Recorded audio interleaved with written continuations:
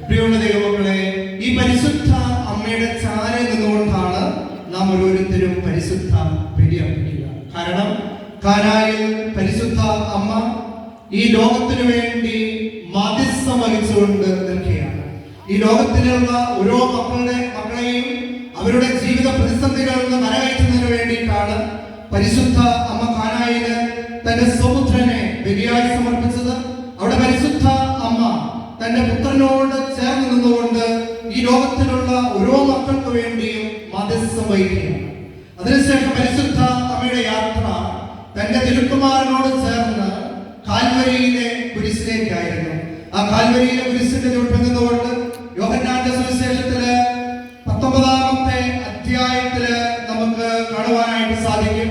യോഹന്നാന്റെ കരങ്ങളിലേക്ക് ഈശോ പരിശുദ്ധ കന്യകാമറിയത്തെ വെച്ചു കൊടുക്കുമ്പോൾ പരിശുദ്ധ അമ്മ ആ കാൽവരിയുടെ കുരിശിന്റെ ചുവട്ടില് ലോകത്തിന്റെ മാതാവായി ഈ ലോകത്തെ മുഴുവൻ പരിശുദ്ധ കന്യകാമറിയത്തിന്റെ വിമല ഹൃദയത്തിലേക്ക് സ്വീകരിച്ചുകൊണ്ട് പരിശുദ്ധ അമ്മയുടെ കരങ്ങളിലേക്ക് ഏൽപ്പിക്കപ്പെട്ട ഈശോ ഏറ്റവും സ്നേഹിച്ചിരുന്ന യോഹന്നാനെ സമർപ്പിച്ച് യോഹന്നാൻ പരിശുദ്ധ കന്യകാമറിയത്തിന്റെ കരം പിടിച്ച് ആ യോഹന്നാന്റെ ഭവനത്തിലേക്ക് കടന്നു പോകുമ്പോൾ പരിശുദ്ധ കന്യകാമറിയം യോഹന്നാനെ മാത്രമല്ല, ഈ ലോകത്തിൽ ഇതുവരെ പിറന്നിട്ടുള്ള ഓരോ മകനെയും മകളെയും പരിശുദ്ധ കന്യകാമറിയത്തിന്റെ വിമല ഹൃദയത്തിലേക്ക് സ്വീകരിച്ചിട്ടാണ് യോഹന്നാനോടുകൂടെ യോഹന്നാനെ സ്വന്തം മകനായി സ്വീകരിച്ച് യോഹന്നാന്റെ ഭവനത്തിലേക്ക് കടന്നു പോകുന്നത്.